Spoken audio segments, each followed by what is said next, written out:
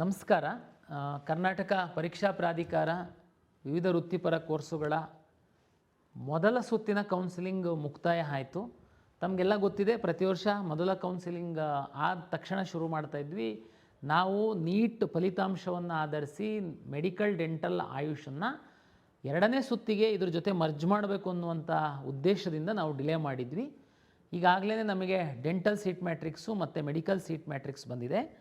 ಮೊದಲ ಸುತ್ತಿನಲ್ಲಿ ಮಿಸ್ ಆಗಿರುವಂತಹ ಬಿ ಫಾರ್ಮಾ ಮತ್ತು ಫಾರ್ಮಾ ಡಿ ಸೀಟ್ ಮ್ಯಾಟ್ರಿಕ್ಸ್ ಸಹ ಬಂದಿದೆ.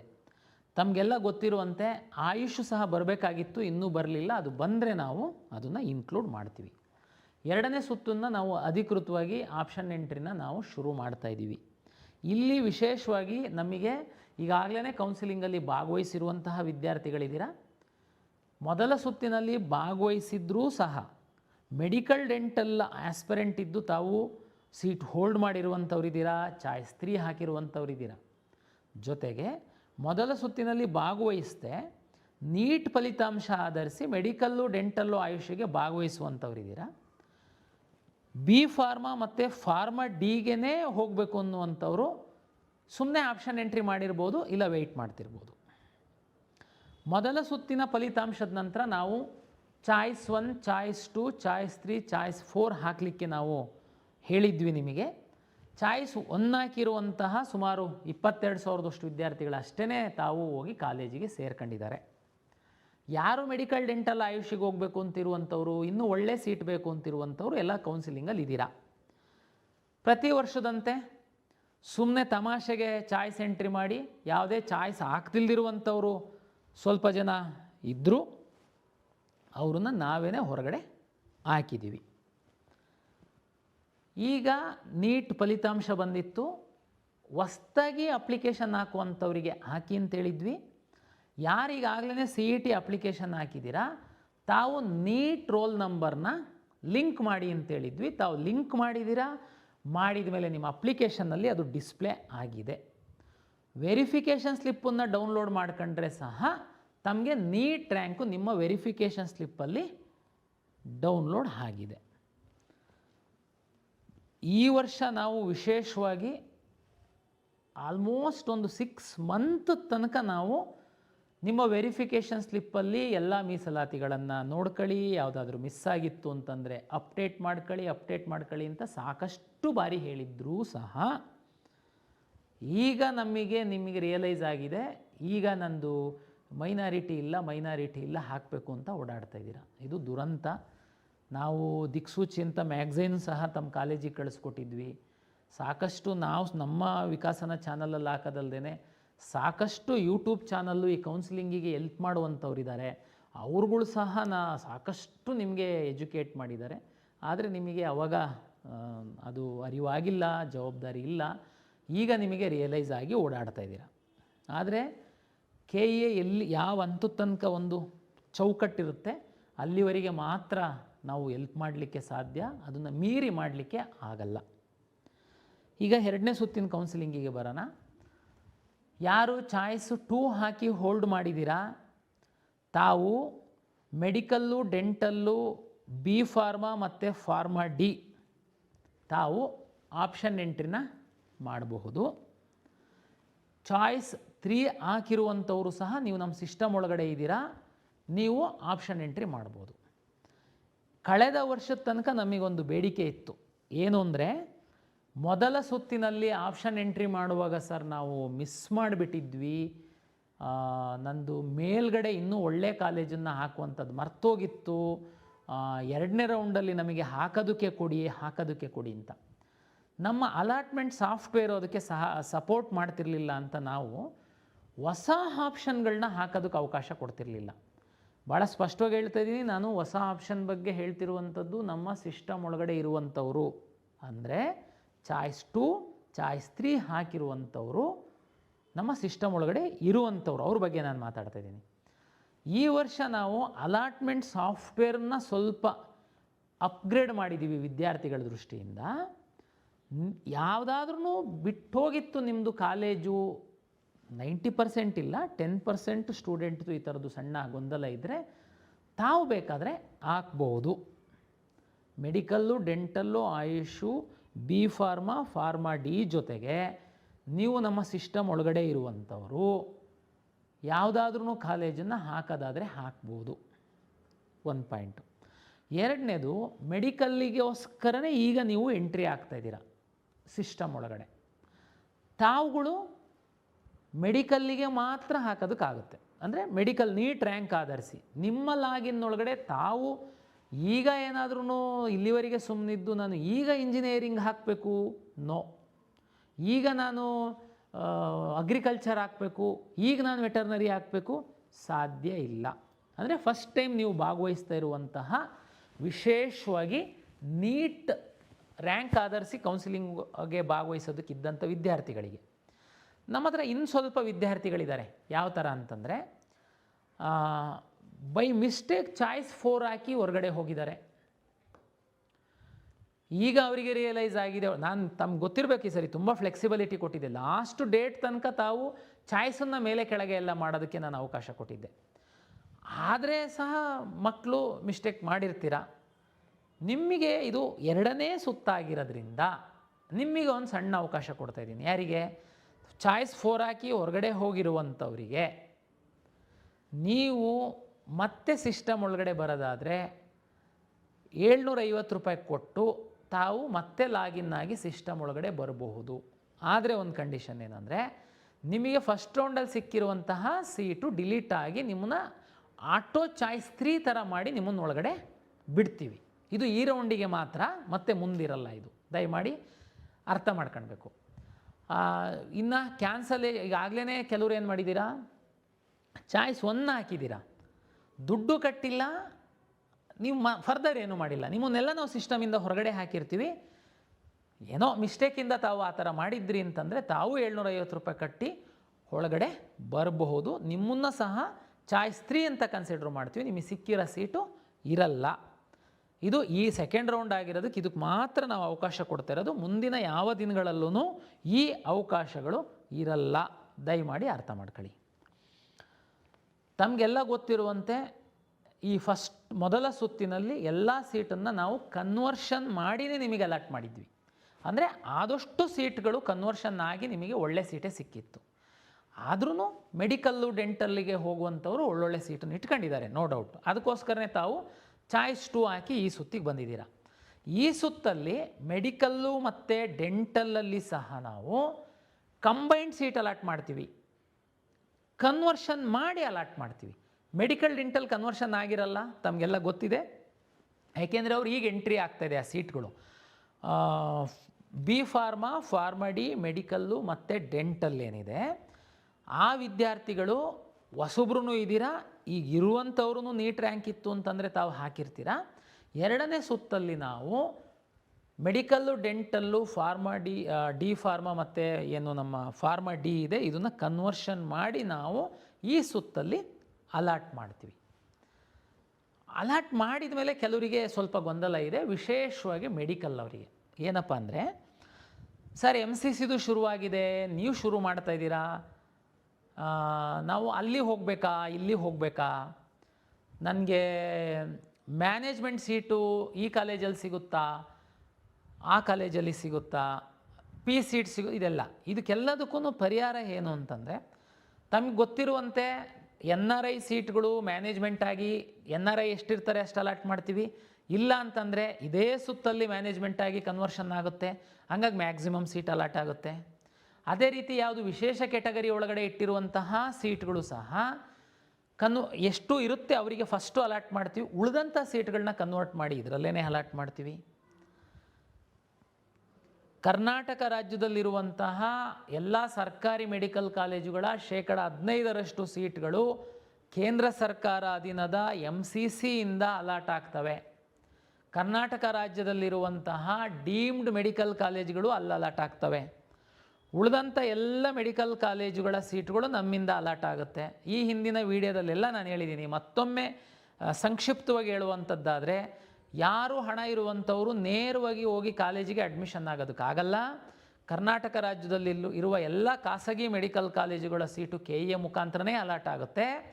2 ಕೆಟಗರಿ ಸೀಟಿಗೆ ಸರ್ಕಾರನೇ ಫೀಸನ್ನು ನಿಗದಿಪಡಿಸುತ್ತೆ. G ಸೀಟು ಮತ್ತು ಪಿ ಸೀಟ್ ಅಂತ ಹೇಳ್ತಾರೆ. NRI ಮತ್ತು ಮ್ಯಾನೇಜ್ಮೆಂಟಿಗೆ ಮಾತ್ರ ಮ್ಯಾನೇಜ್ಮೆಂಟ್ ಅವ್ರ ಫೀಸು ಫಿಕ್ಸ್ ಮಾಡಿ ನಮ್ಮ ಪೋರ್ಟಲಲ್ಲಿ ಹಾಕ್ತೀವಿ. ರ್ಯಾಂಕ್ ಆಧರಿಸಿ ನಾವೇನೇ ಸೀಟನ್ನು ಅಲಾಟ್ ಮಾಡ್ತೀವಿ.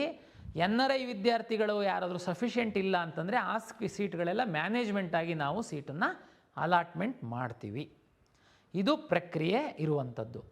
ಇಲ್ಲಿ ಒಂದು ಕನ್ನಡಿಗರಿಗೆ ಒಂದು ಕಿವಿ ಮಾತು ಏನು ಅಂತಂದರೆ, ಕರ್ನಾಟಕ ರಾಜ್ಯದಲ್ಲಿರುವಂತಹ ಸರ್ಕಾರಿ ಮೆಡಿಕಲ್ ಕಾಲೇಜುಗಳ 15% ಸೀಟ್ಗಳನ್ನು MCC ಅವರು ಅಲಾಟ್ ಮಾಡ್ತಾರೆ. ದಯಮಾಡಿ ಮೆರಿಟೋರಿಯಸ್ ಸ್ಟೂಡೆಂಟ್ಸು ಅಲ್ಲೂ ಭಾಗವಹಿಸಿ, ನನ್ನ ವಿನಂತಿ, ಅಲ್ಲಿ ಸಹ ಭಾಗವಹಿಸಿ. PSEET ಅವರು ಅಷ್ಟೇ, ಅಲ್ಲಿ ಕರ್ನಾಟಕದಲ್ಲಿರುವ ಡೀಮ್ಡ್ ಕಾಲೇಜಿನ ಸೀಟ್ಗಳದ್ದು ಸಹ ಫೀಸು ಫ್ಲಾಟ್ ಇರುತ್ತೆ. ಆಲ್ಮೋಸ್ಟ್ ಇಲ್ಲಿ 12 ಲಕ್ಷ ಇದ್ದು ಪ್ರೈವೇಟ್ ಮೆಡಿಕಲ್ ಕಾಲೇಜಿನ ಫೀಸಿಗೂ ಡೀಮ್ಡ್ ಮೆಡಿಕಲ್ ಕಾಲೇಜ್ ಫೀಸಿಗೂ ಹತ್ತತ್ರ ಸಮ ಇದೆ. ತಾವು ಅಲ್ಲಿ ಸಹ MCCನಲ್ಲಿ ಭಾಗವಹಿಸಿ, ಖಂಡಿತ ತಾವು ಭಾಗವಹಿಸಬೇಕು. ಯಾಕೆ ಅಂತಂದರೆ ನಮ್ಮಲ್ಲೂ ಭಾಗವಹಿಸಿ, ಅಲ್ಲೂ ಭಾಗವಹಿಸಿ. ನೀವು ನಿರ್ಧಾರ ಮಾಡೋದಕ್ಕೆ ನಾನು ಸಮಯ ಕೊಡ್ತೀನಿ. ನಾನು ಫಲಿತಾಂಶವನ್ನು ಪ್ರಕಟ ಮಾಡ್ತೀನಿ ಅಥವಾ ಅವರು ಫಲಿತಾಂಶ ಪ್ರಕಟ ಮಾಡ್ತಾರೆ, ಅದು ಏನು ಇಂಪಾರ್ಟೆಂಟ್ ಅಲ್ಲ. ಆದರೆ ನೀವು ಅವರ ಫಲಿತಾಂಶ ಬಂದ ಮೇಲೇ ನಾನು ಮುಂದುವರಿಯುವಂಥದ್ದು. ಉದಾಹರಣೆಗೆ ತಮ್ಮ ಮಗು ಮೆರಿಟ್ ಚೆನ್ನಾಗಿದೆ, ದಯಮಾಡಿ ತಾವು MCCನಲ್ಲಿ ಸಹ ಭಾಗವಹಿಸಿ, ನಮ್ಮಲ್ಲಿ ಸಹ ಭಾಗವಹಿಸಿ. ನಾನು ಫಲಿತಾಂಶ ಪ್ರಕಟ ಮಾಡ್ತೀನಿ ಅಥವಾ ಅವರು ಮಾಡ್ತಾರೆ. ಮಾಡಿದ ಮೇಲೆ ನೀವು ಡಿಸೈಡ್ ಮಾಡಿ, ನಾನು MCCನಲ್ಲಿ ತಗೊಳ್ಬೇಕಾ KEAನಲ್ಲಿ ತಗೊಳ್ಬೇಕಾ ಅಂತ. ಒಂದು ವೇಳೆ ತಾವು MCCನಲ್ಲಿ ತಗೊಳ್ಬೇಕು ಅಂತ ನಿರ್ಧಾರ ಮಾಡಿದರೆ ನಮ್ಮಿಂದ ನಾನು ಫ್ರೀ ಎಕ್ಸಿಟ್ ಆಪ್ಷನ್ ಕೊಡ್ತೀನಿ. ತಾವು ಫ್ರೀಯಾಗಿ ನಮ್ಮಿಂದ ಎಕ್ಸಿಟ್ ಆಗಿ, ನಾನು ನಿಮಗೊಂದೆರಡು ದಿನ ಅಂದರೆ MCC ಅವ್ರದ್ದು ಫೈನಲ್ ರಿಸಲ್ಟ್ ಪಬ್ಲಿಷ್ ಆದ ನಂತರ ನಾನು ಒಂದಿನ ಟೈಮ್ ಕೊಡ್ತೀನಿ. ತಾವು ಎಕ್ಸಿಟ್ ಆದಮೇಲೆ ನಾನು ರೀರನ್ ಮಾಡಿ ಫಲಿತಾಂಶ ಪ್ರಕಟ ಮಾಡ್ತೀನಿ. ಆ ವಿಷಯ ಇಷ್ಟೇ. ಎನಿವೇ ಅದು 15% ಸೀಟು ನೀವು ಅಲ್ಲಿ ಸೇಮ್ ಮೆರಿಟ್ ಇದ್ದು, ಉದಾಹರಣೆಗೆ ಬೆಂಗಳೂರು ಮೆಡಿಕಲ್ ಕಾಲೇಜು ನೀವು ಟಾಪರ್ಸ್ ಇದ್ದೀರಾ, ನಮ್ಮಲ್ಲೂ ಸಿಗುತ್ತೆ ಅಲ್ಲೂ ಸಿಗುತ್ತೆ, ನೀವು ಅಲ್ಲೇ ತಗೊಳ್ಳಿ. ಇನ್ನೊಬ್ಬ ನಮ್ಮ ಹುಡುಗ ಇನ್ನೊಬ್ಬ ಕೆಳಗಿಂದ ನಾವು ನಮ್ಮ KEAಯಿಂದ ಹೋಗೋದಕ್ಕೆ ಅನುಕೂಲ ಆಗುತ್ತೆ ಅನ್ನುವಂಥದ್ದು ಅಷ್ಟೇ. ಯಾಕೆಂದರೆ ಕಾಲೇಜು ಸೇಮ್ ಇರುತ್ತೆ, ಹಾಗಾಗಿ ನಿಮಗೆ ಏನು ಪ್ರಾಬ್ಲಮ್ ಆಗಲ್ಲ. ದಯಮಾಡಿ ಅದು ಮಾಡಬೇಕು. ಇನ್ನೊಂದು, ಆಪ್ಷನ್ ಎಂಟ್ರಿ ಮಾಡುವಂತಹ ಸಂದರ್ಭದಲ್ಲಿ ಎಲ್ಲ ವಿದ್ಯಾರ್ಥಿಗಳಿಗೆ ನಾನು ಹೇಳುವಂಥದ್ದು, ಭಾಳ ಜವಾಬ್ದಾರಿಯಿಂದ ಆಪ್ಷನ್ ಎಂಟ್ರಿ ಮಾಡಿ. ಮೆಡಿಕಲ್ಲು ಡೆಂಟಲ್ಲಿಗೆ ಆಯುಷಿಗೆ ಮಾತ್ರ ಇದು ಫಸ್ಟ್ ರೌಂಡು. ಉಳಿದಂಥ ಎಲ್ಲ ಕೋರ್ಸುಗಳಿಗೆ ಇದು ಸೆಕೆಂಡ್ ರೌಂಡ್ ಅಂತ ನಾನು ಟ್ರೀಟ್ ಮಾಡ್ತೀನಿ. ಸೆಕೆಂಡ್ ರೌಂಡೇನೆ. B ಫಾರ್ಮಾ ಫಾರ್ಮ್ Dಗೆ ಫಸ್ಟ್ ರೌಂಡ್ ಆದ್ರೂ ಅದು ನಾನು ಸೆಕೆಂಡ್ ರೌಂಡ್ ಅಂತ ಟ್ರೀಟ್ ಮಾಡ್ತೀನಿ. ದಯಮಾಡಿ ಅದನ್ನು ನಾನು ಮುಂದಕ್ಕೆ ಕ್ಯಾರಿ ಮಾಡಲ್ಲ. ಇದು ಅರ್ಥ ಮಾಡ್ಕೊಳ್ಬೇಕು ವಿದ್ಯಾರ್ಥಿಗಳು. ನಾನು ಈ ಹಿಂದೆ ಎಲ್ಲ ತಮಗೆ ಹೇಳಿದ್ದೀನಿ, 2ನೇ ಸುತ್ತಿನಲ್ಲಿ ಕಡ್ಡಾಯವಾಗಿ ಅಡ್ಮಿಷನ್ ತಗೊಳ್ಬೇಕು ಅಂತ ನಾನು ಹೇಳಿದ್ದೀನಿ. ಇದು ಇಲ್ಲಿ ಇಂಪಾರ್ಟೆಂಟ್ ಆಗುತ್ತೆ, ನೀವು ಚಾಯ್ಸ್ ಕರೆಕ್ಟ್ ಹಾಕೋವಂಥದ್ದಕ್ಕೋಸ್ಕರ. ಮೆಡಿಕಲ್ ಡೆಂಟಲ್ ಅವರಿಗೆ ಫಸ್ಟ್ ರೌಂಡ್ ಇದೆ. MCCಗೆ ರಿಸಲ್ಟ್ ಬಂದ ಮೇಲೆ ಅಲ್ಲಿಗೆ ಹೋಗೋರಿಗೆಲ್ಲ ನಮ್ಮಿಂದ ಕಳಿಸ್ಕೊಟ್ಟು ರೀರನ್ ಮಾಡ್ತೀನಿ. ಆದರೂ ಸಹ ಅವರಿಗೆ 2ನೇ ರೌಂಡಿಗೆ ಬರುವಂಥದ್ದಕ್ಕೆ ಏನೆಲ್ಲ ಇದೆ ಆ ಥರ ನಾನು ಫೆಸಿಲಿಟೇಟ್ ಮಾಡ್ತೀನಿ. ಆದರೆ ಉಳಿದಂಥ ಯಾವ ಕೋರ್ಸುಗಳಿಗೆ ಸಹ 3ನೇ ಸುತ್ತಿಗೆ ಬರುವಂಥದ್ದಕ್ಕೆ ಅವಕಾಶ ಇರಲ್ಲ. ಚಾಯ್ಸ್ 1 ಹಾಕಿ ತಾವು ಅಡ್ಮಿಷನ್ ಆಗಬೇಕು, ಇಲ್ಲ ಚಾಯ್ಸ್ 4 ಹಾಕಿ ನಮ್ಮ ಸಿಸ್ಟಮಿಂದ ಹೊರಗಡೆ ಹೋಗಬೇಕು. ಇಲ್ಲಿ ಒಂದು ಡೌಟ್ ಬರುತ್ತೆ ತಮಗೆ, ಸರ್ ನಾನು ಆ್ಯಕ್ಚುಲಿ ಮೆಡಿಕಲ್ ಆಸ್ಪಿರೆಂಟ್ ಇದ್ದೀನಿ, ಮೆಡಿಕಲ್ ಸಿಕ್ಕಿಲ್ಲ ಅಂತಂದರೆ ನಾನು ಇಂಜಿನಿಯರಿಂಗ್ ಹೋಗಬೇಕು ಅಂತೇಳಿ ನಾನು ಹಾಕಿದ್ದೆ, ಈಗ ಇಂಜಿನಿಯರಿಂಗ್ ಸಿಕ್ಕಿದೆ, ನೀವು ಅಡ್ಮಿಷನ್ ಆಗಿಬಿಡು ಅಂತಂದರೆ ನನಗೆ 2ನೇ ರೌಂಡಲ್ಲಿ ಮೆಡಿಕಲ್ ಸಿಗೋ ಸಾಧ್ಯತೆ ಇದೆ, ನನಗೆ ಇಲ್ಲಿ ಅನ್ಯಾಯ ಆಗುತ್ತೆ, ಕಾಲೇಜಿಗೆ ಹೋಗಿ ಸೇರಿದರೆ ದುಡ್ಡು ಕೊಡ್ತಾರೆ. ಆದರೆ ನೀವು ಅದು ಮಾಡಲಿಲ್ಲ ಅಂತಂದರೆ ಎಂಟೈರ್ ಇಂಜಿನಿಯರಿಂಗ್ ವಿದ್ಯಾರ್ಥಿಗಳಿಗೆ ಅನ್ಯಾಯ ಆಗುತ್ತೆ. ತಮ್ಗೆ ಗೊತ್ತಿದೆ, AICT ಪ್ರಕಾರ ಅವರಿಗೊಂದು ಅಡ್ಮಿಷನ್ ಕಟ್ ಆಫ್ ಇದೆ, MCC ಅವ್ರ ಪ್ರಕಾರ ಮೆಡಿಕಲ್ ಡೆಂಟಲ್ ಅವರಿಗೆ ಬೇರೆಯೇ ಒಂದು ಕಟ್ ಆಫ್ ಇದೆ. ಆದರೆ ನಿಮಗೆ ಅನ್ಯಾಯ ಆಗೋದಕ್ಕೆ ನಾನು ಬಿಡಲ್ಲ. ಹೇಗೆ ಮಾಡ್ತೀನಿ ಅಂತಂದರೆ, ನೀವೇನೇ ಹಾಕಿದ್ದೀರಾ ಮೆಡಿಕಲ್ ಸಿಕ್ಕಿಲ್ಲ ಅಂದರೆ ನಾನು ಇಂಜಿನಿಯರಿಂಗಿಗೆ ಹೋಗ್ತೀನಿ ಅಂತ ತಾವೇ ಹಾಕಿದ್ದೀರಾ. ಓಕೆ, ಈಗ ಇಂಜಿನಿಯರಿಂಗ್ ಸಿಕ್ಕಿದೆ, ನೀವು ಹೋಗಿ ಅಡ್ಮಿಷನ್ ಆಗಿ ಮೆಡಿಕಲ್ಲಿಂದು 2ನೇ ಸುತ್ತು ನಾನು ಕೌನ್ಸಿಲಿಂಗ್ ಏನು ಶುರು ಮಾಡ್ತೀನಿ, ತಾವು ಭಾಗವಹಿಸಿ. ನಿಮಗೆ ಅಪ್ಗ್ರೇಡ್ ಆದರೆ ಆಗಲಿ, ಸಂತೋಷ. ಸರ್ ಅಲ್ಲಿ ಕಾಲೇಜಿಗೆ ಹೋಗಿ ಸೇರಿರ್ತೀವಿ, ದುಡ್ಡು ಕಟ್ಟಿರ್ತೀವಿ, ಡಾಕ್ಯುಮೆಂಟ್ ಕೊಟ್ಟಿರ್ತೀವಿ.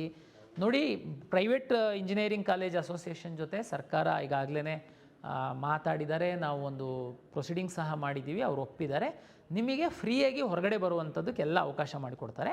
ಫೀಸಿನ ಬಗ್ಗೆ ತಲೆಬಿಸಿ ಮಾಡಬೇಡಿ, ಯಾಕೆಂದರೆ ಫೀಸೆಲ್ಲ KENಲ್ಲೇ ಇರುತ್ತೆ. ಸರ್ ನಾನು ಇಂಜಿನಿಯರಿಂಗೇ ಹೋಗಬೇಕು ಅಂತ ಇತ್ತು, ಮೆಡಿಕಲ್ ಇತ್ತು, ಇಂಜಿನಿಯರಿಂಗ್ ಸಿಕ್ಕಿದೆ, ಬಟ್ ನಾನು ಇಂಜಿನಿಯರಿಂಗೂ ಹೋಗೋಕ್ಕೆ ಇಷ್ಟ ಇಲ್ಲ ಸರ್. ನನ್ನ ಅಡ್ಮಿಷನ್ ಆಗೋದು ಬರೋದು ಅದೆಲ್ಲ ನನಗೆ ತಲೆಬಿಸಿ ಬೇಡ. ನಾನು ನೆಕ್ಸ್ಟ್ ರೌಂಡಲ್ಲಿ ಮೆಡಿಕಲ್ಲಿಗೇ ಟ್ರೈ ಮಾಡ್ತೀನಿ, ಸಿಕ್ಕಿದರೆ ಸರಿ, ಇಲ್ಲಾಂದರೆ ನಾನು ಲಾಂಗ್ ಟರ್ಮಿಗೆ ಹೋಗ್ತೀನಿ. ಸಿಕ್ಕಿದರೆ ಸರಿ ಸರ್, ಇಲ್ಲಾಂದರೆ ಯಾವುದೋ ಇಂಜಿನಿಯರಿಂಗು ನಾನು ಮ್ಯಾನೇಜ್ಮೆಂಟ್ ಹೋಗ್ತೀನಿ ಅನ್ನೋರು ಕೆಲವರು ಇದ್ದಿರ್ಬೋದು. ತಾವು ಚಾಯ್ಸ್ 4 ಹಾಕಿ. ಸರ್ ಚಾಯ್ಸ್ 4 ಹಾಕಿದರೆ ನಾನು ಸಿಸ್ಟಮಿಂದನೇ ಹೊರಗಡೆ ಹೋಗ್ತೀನಲ್ಲ, ಮತ್ತು ನನಗೆ ಮೆಡಿಕಲ್ ಬೇಕು ಸರ್. ನೋ ಪ್ರಾಬ್ಲಮ್, ನೀವು ಮೆಡಿಕಲ್ಲಿಗೆ ಬರ್ಬೋದು. ಯಾಕೆಂತಂದರೆ ತಮ್ಗೆ ಗೊತ್ತಿದೆ, ಮೆಡಿಕಲ್ಲು, ಡೆಂಟಲ್ಲು, ಆಯುಷ್ ಏನಿದೆ ಅದು ಸೆಕೆಂಡ್ ರೌಂಡ್ ಅಂತ ಆಗುವಂಥದ್ದು. ನೋಡಿ, ನೀವೇನೇ ಇಂಜಿನಿಯರಿಂಗ್ ಸಿಕ್ಕಿದ್ರೆ ಅಂತ ನೀವು ಹಾಕಿರ್ತೀರ, ನೀವು ಹೋಗಲ್ಲ ಅಂದರೆ 4 ಹಾಕಿ ಹೊರಗಡೆ ಹೋಗಿ ಬಂದರೆ ನೀವು 750 ಕಟ್ಟಿ ಒಳಗಡೆ ಬನ್ನಿ. ಯಾಕೆಂದರೆ ನೀವೇನೇ ಹಾಕಿರುವಂಥದ್ದು ಮೆಡಿಕಲ್ ಸಿಕ್ಕಿಲ್ಲ ಅಂದರೆ ಇಂಜಿನಿಯರಿಂಗ್ ಅಂತೇಳಿ. ಇದು ಎರಡನೇ ಆಪ್ಷನ್ನು ಮೆಡಿಕಲ್ ಡೆಂಟಲ್ ಅವರಿಗೆ ಹೊರತುಪಡಿಸಿ, ಮೆಡಿಕಲ್ ಡೆಂಟಲ್ ಆಯುಷ್ ಅವರಿಗೆ ಹೊರತುಪಡಿಸಿ ಉಳಿದಂಥ ಎಲ್ಲರಿಗೆ ಸಹ ನಾನು ಆಪ್ಷನ್ ಇದು ನಾನು ವಿವರವಾಗಿ ರಿಸಲ್ಟ್ ಪಬ್ಲಿಷ್ ಮಾಡಿದ ಮೇಲೆ ಹೇಳ್ತೀನಿ. ನಾನು ಈಗ ಯಾಕೆ ಇದೊಂದು ಸಂಕ್ಷಿಪ್ತವಾಗಿ ನಿಮಗೆ ಹೇಳ್ತಾ ಇದ್ದೀನಿ ಅಂತಂದರೆ, ಇಂಜಿನಿಯರಿಂಗಿಂದು ಈ ಹಿಂದೆ ಹೆಂಗಿರ್ತಿತ್ತು ಅಂತಂದರೆ, ನೀವು 3ನೇ ಸುತ್ತಿನ ತನಕ ಬರೋದಕ್ಕೆ ಅವಕಾಶ ಇತ್ತು. ಇದನ್ನೇ ದುರುಪಯೋಗ ಪಡಿಸ್ಕೊಂಡು ಸೀಟ್ ಬ್ಲಾಕ್ ಮಾಡ್ತಿದ್ರು ವಿದ್ಯಾರ್ಥಿಗಳು. ಹಾಗಾಗಿ ನಾನು ಇದನ್ನು ಹೇಳ್ತಾ ಇದ್ದೀನಿ.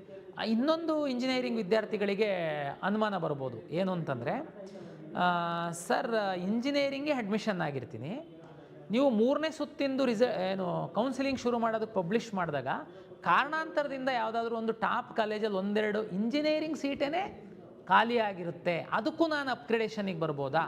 ಎಸ್, ನೀವು ಬರ್ಬೋದು. ಆದರೆ ನೀವು ಅಡ್ಮಿಷನ್ ಆಗಿರೋದು ಆಟೋಮೆಟಿಕ್ಕಾಗಿ ಕ್ಯಾನ್ಸಲ್ ಆಗುತ್ತೆ, ನೀವು ಬರಬಹುದು. ಸರ್ ಇದು ಏನು ಗೊಂದಲ ಆಗಿಬಿಡುತ್ತೆ ಸರ್, ನಾನು ಹೋಗೋದು ಇಲ್ಲಿ ಹೋಗಿ ಬರೋದು ಇದು ನೀವು ಈ ಥರ ವಿಚಾರ ಮಾಡುವಾಗ ನಾನು ಒಂದು ಡೇಟಾ ಅನಲೈಸ್ ಮಾಡಿದ್ದೀನಿ. ಲಾಸ್ಟ್ ಇಯರು, ಅದ್ರ ಹಿಂದಿನ ವರ್ಷ ಅದ್ರದ್ದೆಲ್ಲ ನೋಡಿದರೆ, ಈ ಥರ ಬಿಟ್ಟು ಅಪ್ಗ್ರೇಡ್ ಆಗುವಂಥದ್ದು, ಬೇರೆ ಕಡೆ ಹೋಗುವಂಥದ್ದು ಕೇವಲ ಒಂದು 2%. ನಾನು 2%ಗೋಸ್ಕರ ಏನಾದ್ರೂ ಇಂಜಿನಿಯರಿಂಗ್ ಎಲ್ಲ ಕೋರ್ಸ್ಗಳಿಗೆ ಎಂತಿದ್ರೂ ಇದು ಮೆಡಿಕಲ್ಲೆಲ್ಲ ಬಂದಿರೋದ್ರಿಂದ ಇದು ಈಗ ಸೆಕೆಂಡ್ ರೌಂಡ್ ಇದೆ ಅಂತ ನಾನು ನಿಮಗೆ ಹೋಲ್ಡ್ ಮಾಡಿ ಮುಂದೆ ಬರೋದಕ್ಕೆ ಕೊಟ್ಟರೆ ಯಾರೂ ಅಡ್ಮಿಷನ್ ಆಗಲ್ಲ. ಎಲ್ಲೋ ಒಂದು ಕಡೆ ಆಸೆ ನಂದು ಅಪ್ಗ್ರೇಡ್ ಆಗ್ಬೋದು ಅಂತ. MCC ಅವ್ರದ್ದು ತಮಗೆ ಗೊತ್ತಿದೆ ಲಾಸ್ಟ್ ಇಯರ್ ಎಲ್ಲ ಏನಾಗಿದೆ ಅಂತ ಅಂದ್ಕೊಂಡು. ಹಾಗಾಗಿ MCC ಅವ್ರದ್ದು ಯಾವಾಗ ಪೋಸ್ಟ್ ಬಂದ್ ಮಾಡ್ತಾರೆ, ಯಾವಾಗ ಓಪನ್ ಮಾಡ್ತಾರೆ ಅಂತನ್ನುವಂಥದ್ದು ಲಾಸ್ಟ್ ಇಯರ್ ಎಷ್ಟು ಗೊಂದಲ ಇತ್ತು. ಒಂದು ವೇಳೆ ಈ ವರ್ಷ ನಾನೇನಾದ್ರೂ ಈ ರಿಸ್ಕನ್ನು ತಗೊಂಡ್ರೆ, AICT ಅವ್ರೇನಾದರೂ ಲಾಸ್ಟ್ ಡೇಟ್ ಮಾಡ್ತು ಅಂತಂದರೆ ನಮ್ಮ ಇಂಜಿನಿಯರಿಂಗ್ ಕಾಲೇಜವರಿಗೆ ಮತ್ತು ಮಕ್ಕಳಿಗೆ ಅನ್ಯಾಯ ಆಗುತ್ತೆ. ನಾನು 2% ಸೀಟಿಗೋಸ್ಕರ ನಾನು ನಿಮ್ಗಳ್ನೆಲ್ಲ 3ನೇ ಸುತ್ತಿನ ತನಕ ತಗೊಂಡು ಹೋಗೋದಕ್ಕೆ ಆಗಲ್ಲ. ಹಾಗಾಗಿ ಈ ನಿರ್ಧಾರ ನಾವು ಮಾಡಿದ್ದೀವಿ. ದಯಮಾಡಿ ತಾವು ಸಹಕಾರ ನೀಡಬೇಕು. ನೀವು ಏನೂ ಗೊಂದಲಕ್ಕೆ ಒಳಗಾಗಬೇಡಿ. ವಿದ್ಯಾರ್ಥಿಗಳ ಸ್ಥಾನದಲ್ಲಿ ನಾನು ನಿಂತು ನಿಮ್ಗಳಿಗೆ ಯಾವ ರೀತಿ ಅನುಕೂಲ ಆಗಬೇಕು ಆ ರೀತಿಯೇ ನಾನು ನಿಮಗೆ ಸಹಾಯ ಮಾಡ್ತೀನಿ. ಬಟ್ ನೀವು ಏನೇನೋ ಕಲ್ಪನೆ ಮಾಡ್ಕೊಂಡು ಟೆನ್ಷನ್ ಆಗೋದಕ್ಕೆ ಹೋಗಬೇಡಿ. ಆಮೇಲೆ ಮೆಡಿಕಲ್ಲಿಗೆ ಸಂಬಂಧಪಟ್ಟಂಥ ಪೋಷಕರು, ವಿದ್ಯಾರ್ಥಿಗಳು ನನಗೆ ಸುಮಾರು ಕಾಲ್ ಬರ್ತಾಯಿದೆ, ಫೋನ್ ತುಂಬ ಗೊಂದಲದಲ್ಲಿದ್ದೀರಾ, ಸಿಗುತ್ತೋ ಸಿಗಲ್ವೋ. ನಾನು ನಿಮಗೆ ಹೇಳುವಂಥದ್ದು ಇಷ್ಟೇ, ಈ ವರ್ಷದ್ದು ಸೀಟು ಎನಿವೇ ಕರ್ನಾಟಕಕ್ಕೆ ಸ್ವಲ್ಪ ಒಂದು 1350 ಸೀಟ್ ಜಾಸ್ತಿ ಆಗಿದೆ. ಎನಿವೇ ನಮ್ಮ ವೆಬ್ಸೈಟಲ್ಲಿ ತಾವು ನೋಡಿ, ಎಲ್ಲ ರೋಸ್ಟರ್ ಪ್ರಕಾರ ಇರುತ್ತೆ. ಕಳೆದ ವರ್ಷದ್ದು ರ್ಯಾಂಕನ್ನು ನೋಡಿ ನೀವು ಒಂದು ಅನಲೈಸ್ ಮಾಡ್ಬೋದು, ನಿಮಗೆ ಯಾವ ಸೀಟು ಸಿಕ್ಬೋದು, ಯಾವ ಕಾಲೇಜಲ್ಲಿ ಸಿಕ್ಬೋದು ಅಂತ ಅಂದ್ಕೊಂಡು. ಹಾಗಾಗಿ ತಾವು ಬೇರೆ ಬೇರೆ ರೀತಿ ಸಿಕ್ಬಿಡುತ್ತೆ ನನಗೆ, ಹೀಗೆ ಸಾಧ್ಯನಾ ಹಾಗೆ ಸಾಧ್ಯನಾ, ಅವ್ರ್ಯಾರೋ ಹೇಳಿದ್ದಾರೆ ಸೀಟ್ ಕೊಡಿಸ್ತೀವಿ ಅಂತ, ಆ ಥರ ಎಲ್ಲ ತಾವು ಯಾವುದೇ ಒಂದು ತಪ್ಪು ನಿರ್ಧಾರನ ಮಾಡೋಕ್ಕೆ ಹೋಗಬೇಡಿ. 100% ಪಾರದರ್ಶಕವಾಗಿ ಆಗುತ್ತೆ. ಪೇರೆಂಟ್ಸಿಗೆ ತುಂಬ ಸ್ಪಷ್ಟವಾಗಿ ಹೇಳುವಂಥದ್ದು, ಕರ್ನಾಟಕ ರಾಜ್ಯದಲ್ಲಿ ಸರ್ಕಾರಿ ಮೆಡಿಕಲ್ ಕಾಲೇಜ್ಗಳಿದೆ, ಖಾಸಗಿ ಮೆಡಿಕಲ್ ಕಾಲೇಜ್ಗಳಿದೆ. ಖಾಸಗಿ ಮೆಡಿಕಲ್ ಕಾಲೇಜ್ಗಳಲ್ಲಿ ಕೆಲವು ಪ್ರೈವೇಟ್ ಯೂನಿವರ್ಸಿಟಿ ಸ್ಟೇಟಸನ್ನು ತಗೊಂಡಿರೋರಿದ್ದಾರೆ, ಕೆಲವು ಮೆಡಿಕಲ್ ಕಾಲೇಜುಗಳು ಡೀಮ್ಡ್ ಯೂನಿವರ್ಸಿಟಿ ಸ್ಟೇಟಸನ್ನು ತಗೊಂಡಿರೋರಿದ್ದಾರೆ. ಡೀಮ್ಡ್ ಯೂನಿವರ್ಸಿಟಿ ಸ್ಟೇಟಸ್ ತಗೊಂಡಿರುವ ಮೆಡಿಕಲ್ ಕಾಲೇಜ್ಗಳಲ್ಲಿ ಕೆಲವು ಕಾಲೇಜುಗಳು ಸರ್ಕಾರ NOC ಕೊಡುವಾಗ ಏನೋ ಒಂದು ಕಮಿಟ್ಮೆಂಟ್ ಮಾಡಿರೋದ್ರಿಂದ ಕೆಲವು ಸೀಟ್ಗಳನ್ನು ಕೆ ಇ ಎಗೆ ಸಹ ಬಿಟ್ಟುಕೊಡ್ತಾರೆ. ಆ ಸೀಟ್ಗಳನ್ನು ನಾವು ಜಿ ಸೀಟಾಗಿ ಸರ್ಕಾರಿ ಮಾನದಂಡಗಳಂತೆ ಮೀಸಲಾತಿಯಂತೆ ನಾವು ಅಲಾಟ್ ಮಾಡ್ತೀವಿ. ಇನ್ನು ಉಳಿದಂಥ ಎಲ್ಲ ಡೀಮ್ಡ್ ವಿಶ್ವವಿದ್ಯಾಲಯಗಳ ಸೀಟ್ಗಳು MCCಯಿಂದ ಅಲಾಟ್ ಆಗುತ್ತೆ. ಖಾಸಗಿ ವಿಶ್ವವಿದ್ಯಾಲಯಗಳೇನಿದ್ದಾವೆ, ಮೆಡಿಕಲ್ ಕಾಲೇಜ್ ನಡೆಸ್ತಾ ಇರುವಂಥದ್ದು, ಅವರು ಸೀಟ್ಗಳು 100% ನಮ್ಮಿಂದನೇ ಅಲಾಟ್ ಆಗುವಂಥದ್ದು. ಆದರೆ ಸೀಟ್ ಶೇರಿಂಗು ಸಣ್ಣ ವ್ಯತ್ಯಾಸ ಇದೆ. ಮತ್ತು ಅಲ್ಲಿ ಪಿ ಸೀಟ್ ಅಂತ ನಾವೇನು ಕರಿತೀವಿ, ಅದು ಬೇರೆ ಕಾಲೇಜಲ್ಲೆಲ್ಲ 12-12.5 ಲಕ್ಷ ಇತ್ತು ಅಂತಂದರೆ, ಈ ಖಾಸಗಿ ವಿಶ್ವವಿದ್ಯಾಲಯದಲ್ಲಿ ಆಲ್ಮೋಸ್ಟ್ ಆಲ್ ಡಬಲ್ ಇದೆ. ಹಾಗಾಗಿ ತುಂಬ ಗೊಂದಲ ಮಾಡ್ಕೊಳ್ಳೋದಕ್ಕೆ ಹೋಗಬೇಡಿ. ನಮ್ಮ ಕಾಲೇಜುವಾರು ಫೀಸ್ ಸ್ಟ್ರಕ್ಚರು, ಕಾಲೇಜುವಾರು ಸೀಟ್ಸ್ ಇದೆ, ಅದನ್ನೊಂದು ಸರಿ ನೋಡಿ. ಇನ್ನೊಂದು ಕನ್ಫ್ಯೂಷನ್, ಒಂದು ಕಾಲೇಜಲ್ಲಿ 4 ಕೆಟಗರಿ ಸೀಟ್ ಇರುತ್ತೆ. ಉದಾಹರಣೆಗೆ ಜಿ ಸೀಟು, ಮೆರಿಟೋರಿಯಸ್ ಸ್ಟೂಡೆಂಟ್ಸು, ಸರ್ಕಾರದ ಎಲ್ಲ ಮೀಸಲಾತಿಗಳನ್ನ. ಇನ್ನೊಂದು ಪಿ ಸೀಟು, ಮತ್ತು ಮ್ಯಾನೇಜ್ಮೆಂಟ್ ಸೀಟು, NRI ಸೀಟು. ನೀವು ಆಪ್ಷನ್ ಎಂಟ್ರಿ ಮಾಡುವಾಗ ಫಸ್ಟು ಸರ್ ಜಿ ಸೀಟನ್ನೆಲ್ಲ ಒಂದು ಕಾಲೇಜಿಗೆ ಒಂದೇ ಹಾಕಬೇಕಾ, ಜಿ ಸೀಟನ್ನು ಮಾತ್ರ ಹಾಕಬೇಕಾ? ನೀವು ನಿಮ್ಮ ಮಗು ಲಾಗಿನ್ನು ಓಪನ್ ಮಾಡ್ಕೊಂಡು ನೀವು ಕೂತ್ಕೊಳ್ಳಿ, ಭಾಳ ಸ್ಪಷ್ಟವಾಗಿ ನಿಮಗೆ ಕ್ಲಾರಿಟಿ ಬರುತ್ತೆ. ಈಗ ಉದಾಹರಣೆಗೆ ನೀವು ಜಿ ಸೀಟು ಸಿಗ್ಬೋದು, ಇಲ್ಲ ಅಂದರೆ ಪಿ ಸೀಟ್ ಸಿಗುತ್ತೆ ಅನ್ನುವಂಥದ್ದು ಇದೆ ಅಂತ ಭಾವಿಸೋಣ. ನಾನು ಜಿ ಸೀಟು ಅಂದರೆ ಗೌರ್ಮೆಂಟ್ ಕಾಲೇಜಲ್ಲೂ ಸೀಟ್ ಇದೆ, ಪ್ರೈವೇಟ್ ಮೆಡಿಕಲ್ ಕಾಲೇಜಲ್ಲೂ ಜಿ ಸೀಟ್ಗಳಿದೆ. ಕೆಲವರು ತಾವು ಫೈನಾನ್ಷಿಯಲಿ ಚೆನ್ನಾಗಿದ್ದು ನಾನು ಗೌರ್ಮೆಂಟ್ ಮೆಡಿಕಲ್ ಕಾಲೇಜ್ ಜೊತೆಗೆ ಪ್ರೈವೇಟ್ ಮೆಡಿಕಲ್ ಕಾಲೇಜ್ನೂ ಜಿ ಸೀಟ್ ಹಾಕ್ತೀನಿ ಅಂತಂದರೆ ಮಿಕ್ಸ್ ಮಾಡಿ ಹಾಕ್ಬೋದು. ಲಾಸ್ಟಿಗೆ ಬರ್ತಾ ಬರ್ತಾ ಪ್ರೈವೇಟ್ ಕಾಲೇಜಿನ ಜಿ ಸೀಟ್ ಹಾಕಿ ಅದೇ ಕಾಲೇಜಿನ ಪಿ ಸೀಟ್ ಹಾಕಿ ಅದೇ ಕಾಲೇಜಿನ ಮ್ಯಾನೇಜ್ಮೆಂಟ್ ಸೀಟನ್ನು ಹಾಕ್ಬೋದು. ನೀವು ಏನು ಬೇಕಾದ್ರೂ ಹಾಕ್ಬೋದು. ಈಗ ಉದಾಹರಣೆಗೆ ಒಂದು ಕಾಲೇಜಲ್ಲಿ 4 ಕೆಟಗರಿ ಸೀಟ್ ಇದೆ ಅಂತಂದರೆ ನೀವು 4 ಕೆಟಗರಿ ಸೀಟನ್ನು ಹಾಕ್ಬೋದು. ಆಮೇಲೆ ಕೆಲವರು ಪೇರೆಂಟ್ಸ್ ಏನು ಮಾಡ್ತೀರಾ, ಲಾಸ್ಟ್ ಇಯರ್ದೆಲ್ಲ ರ್ಯಾಂಕ್ ನೋಡಿದ್ದೀವಿ, ನಮಗೆ ಅದೇನು ಕಾಲೇಜು ಸಿಗುವಂಥದ್ದು ಚಾನ್ಸಸ್ ಇಲ್ಲ, ಬಟ್ ಯಾವುದಕ್ಕೂ ಇರಲಿ ಅಂಥೇಳಿ ನಾವು ಅದನ್ನೊಂದು ಹಾಕಿದ್ದೀವಿ ಅಂತ. ಯಾವುದಕ್ಕೂ ಇರಲಿ ಅಂತ ತಾವು ಹಾಕುವಾಗ ದಯಮಾಡಿ ಕೆಳಗೆ ಹಾಕಿದ್ದೀವಿ ನಾವು ಅಂತ. ಕೆಳಗಲ್ಲ, ನಮ್ಮ ಕಂಪ್ಯೂಟರ್ ಹೆಂಗೆ ಕನ್ಸಿಡರ್ ಮಾಡುತ್ತೆ, ನಿಮ್ಮ ರ್ಯಾಂಕು ಮತ್ತು ನೀವು ಮೊದಲು ಯಾವ್ದು ಹಾಕಿದ್ದೀರಾ, ಮೊದಲು ಹಾಕಿರುವಂಥದ್ದಕ್ಕೆ ಮೊದಲ ಆದ್ಯತೆ ರ್ಯಾಂಕ್ ಮೇಲೆ, 2ನೇದಕ್ಕೆ 2ನೇ ಆದ್ಯತೆ, 3ನೇದಕ್ಕೆ 3ನೇ ಆದ್ಯತೆ, ಈ ರೀತಿ ಅಲಾಟ್ ಮಾಡ್ತಾ ಬರುತ್ತೆ. ನೀವು ಯಾವುದಕ್ಕೂ ಇರಲಿ ಅಂತ ಹಾಕುವಂಥ ಸಂದರ್ಭದಲ್ಲಿ ಕೆಳಗೆ ಹಾಕುವಂಥದ್ದಲ್ಲ. ಒಂದು. 2ನೇದು, ಸೀಟ್ ಮುಂದೆ ಫೀಸು ಸಹ ಬರುತ್ತೆ. ದಯಮಾಡಿ ಫೀಸನ್ನು ನೋಡಿ. ತುಂಬ ಮಕ್ಕಳು ಪೇರೆಂಟ್ಸ್ ಏನು ಮಾಡ್ತಾರೆ, ಒಂದು ಟೆನ್ಷನ್ನಲ್ಲಿ ಗಡಿಬಿಡಿನಲ್ಲಿ ಮ್ಯಾನೇಜ್ಮೆಂಟ್ ಸೀಟನ್ನು ಸಹ ತಂದು ಹಾಕ್ಬಿಟ್ಟಿರ್ತೀರ ನೀವು. ಆ್ಯಕ್ಚುಲಿ ನೀವು ಶಕ್ತಿ ಇರಲ್ಲ ಫೈನಾನ್ಷಿಯಲಿ ಮ್ಯಾನೇಜ್ಮೆಂಟ್ ಸೀಟಿಗೆ. ಕಂಪ್ಯೂಟರ್ ಅಲಾಟ್, ನಿಮ್ಮ ರ್ಯಾಂಕ್ ಚೆನ್ನಾಗಿದ್ದು ನೀವು ಮ್ಯಾನೇಜ್ಮೆಂಟ್ ಸೀಟನ್ನು ತಂದು ಮೇಲೆ ಹಾಕಿದರೆ ಅಲಾಟ್ ಮಾಡುತ್ತೆ. ನೀವೇನು ಮ್ಯಾನೇಜ್ಮೆಂಟ್ ಸೀಟೇ ಫಸ್ಟ್ ಕೇಳಿದ್ದೀರಾ ಅಂತ. ಹಂಗಾಗಲ್ಲ. ನಿಮಗೆ ಅದು ಹಣನೂ ಅಲ್ಲಿರೋದ್ರಿಂದ ತಾವು ಚೆಕ್ ಮಾಡಿ, PDF ಡೌನ್ಲೋಡ್ ಮಾಡಿ ಒಂದು ಸರಿ ನೀಟಾಗಿ ನೋಡಿ. ಪೇರೆಂಟ್ಸ್ ನೋಡಿ, ಮಕ್ಕಳು ತುಂಬಾ ಅವರಿಗೆ ಅರ್ಥ ಆಗಲ್ಲ, ಗೊಂದಲ ಇರುತ್ತೆ ಅಂತಂದರೆ. ಅಲಾಟ್ ಆದಮೇಲೆ ಬಂದು ಇಲ್ಲ ನನಗೆ ಅದು ಇಂಟ್ರೆಸ್ಟ್ ಇರಲಿಲ್ಲ ಹಾಗೆ ಹೀಗೆ ಅಂತೆಲ್ಲ ಹೇಳಿದರೆ ಆಮೇಲೆ ನಿಮಗೂ ತೊಂದರೆ, ನಮಗೂ ತೊಂದರೆ. ನಿಮ್ಮನ್ನು ಹೊರಗಡೆ ಹಾಕುವಂಥದ್ದು ಸಿಸ್ಟಮ್ ಅಲಾಟ್ಮೆಂಟು, ನಾವು ಯಾವುದು ಮ್ಯಾನ್ಯುವಲ್ ಮಾಡುವಂಥದ್ದಲ್ಲ. ಹಾಗಾಗಿ ನೀವು ತಾಳ್ಮೆಯಿಂದ ಈ ಕೆಲಸವನ್ನು ಮಾಡಬೇಕು. ತುಂಬ ಕಡಿಮೆ ಮೆಡಿಕಲ್ ಕಾಲೇಜ್ಗಳಿರುತ್ತೆ, ಹಾಗಾಗಿ ತುಂಬ ಟೆನ್ಷನ್ ಮಾಡುವಂತಹ ಅಗತ್ಯ ಇಲ್ಲ. ತಾವು ಇದನ್ನು ಮಾಡಿ PDF ಇಟ್ಕೊಳ್ಳಿ. ಕೊನೆ ಲಾಸ್ಟ್ ಡೇ ತನಕ ನಾವೇನು 13ನೇ ತಾರೀಕಿನ ತನಕ ಅವಕಾಶ ಕೊಡ್ತಾಯಿದ್ದೀವಿ, ಸಾಕು. ಯಾಕೆಂತಂದ್ರೆ ಈಗ ಆಲ್ರೆಡಿ ನಮ್ಮ ಹತ್ರ ಸುಮಾರು ಚಾಯ್ಸ್ 2 ಮತ್ತು ಚಾಯ್ಸ್ 3 ಹಾಕಿರೋರೆ ಆಲ್ಮೋಸ್ಟ್ ಅಲ್ಲಿ 85,000 ವಿದ್ಯಾರ್ಥಿಗಳು ಆಲ್ರೆಡಿ ನಮ್ಮ ಸಿಸ್ಟಮ್ ಒಳಗೆ ಇದ್ದೀರಾ. ನೀವು ಜಸ್ಟ್ ಮೇಲೆ ಕೆಳಗೆ ಮಾಡುವಂಥದ್ದು. ಹಾಗಾಗಿ 13ನೇ ತಾರೀಕಿನ ತನಕ ಅವಕಾಶ ಕೊಡ್ತಾಯಿದ್ದೀವಿ. ಇದನ್ನು ಸದುಪಯೋಗ ಪಡಿಸ್ಕೊಳ್ಳಿ. ಒಂದು ಪಾಯಿಂಟ್ ಮಿಸ್ ಆಗಿತ್ತು, ಫಸ್ಟು ರೌಂಡಲ್ಲಿ ತಾವು ಆಪ್ಷನ್ ಎಂಟ್ರಿ ಮಾಡಿದ್ದೀರಾ, ನಿಮಗೆ ಯಾವುದೂ ಸೀಟ್ ಅಲಾಟ್ ಆಗಿಲ್ಲ, ಬಟ್ ನೀವು ನಮ್ಮ ಸಿಸ್ಟಮ್ ಒಳಗಡೆ ಇದ್ದೀರಾ, ನಿಮ್ಮ ಹತ್ರ ಆಪ್ಷನ್ಸೂ ಇದ್ದಾವೆ. 1.5 ತಿಂಗಳ ಹಿಂದೆ ತಾವು ಆಪ್ಷನ್ ಎಂಟ್ರಿ ಮಾಡಿದ್ರಿ, ನಿಮ್ಮನ್ನು ನಾನು ನೇರವಾಗಿ ಈ ಸುತ್ತಲ್ಲಿ ಸೀಟ್ ಅಲಾಟ್ಮೆಂಟಿಗೆ ನಿಮ್ಮ ಆಪ್ಷನ್ಗಳನ್ನ ನಾನು ಕನ್ಸಿಡರ್ ಮಾಡೋಕ್ಕಾಗಲ್ಲ. ಮಾಡಿದರೆ ತಪ್ಪಾಗುತ್ತೆ. ಯಾಕೆ ಅಂತಂದರೆ ನಿಮಗೆ ಇಂಟ್ರೆಸ್ಟ್ ಇದೆಯಾ ಇಲ್ವಾ ಅನ್ನೋದು ನನಗೆ ಗೊತ್ತಿಲ್ಲ. ಯಾಕೆಂದರೆ ನೀವು ಆಪ್ಷನ್ ಎಂಟ್ರಿ ಮಾಡಿದ್ರಿ, ನಿಮಗೆ ಫಸ್ಟ್ ರೌಂಡಲ್ಲಿ ಸೀಟ್ ಸಿಕ್ಕಿಲ್ಲ, ನೀವು ನಮ್ಮ ಸಿಸ್ಟಮ್ ಒಳಗಡೆ ಇದ್ದೀರಾ. ತಾವು ದಯಮಾಡಿ ಒಮ್ಮೆ ಲಾಗಿನ್ ಆಗಿ ನನಗೆ ಕೌನ್ಸಿಲಿಂಗಲ್ಲಿ ಮುಂದುವರಿಯುವಂಥದ್ದಕ್ಕೆ ಇಷ್ಟ ಇದೆ ಅಂತ ಟಿಕ್ ಮಾಡಿದರೆ ನಿಮ್ಮನ್ನು ನಾವು ಕನ್ಸಿಡರ್, ನೀವು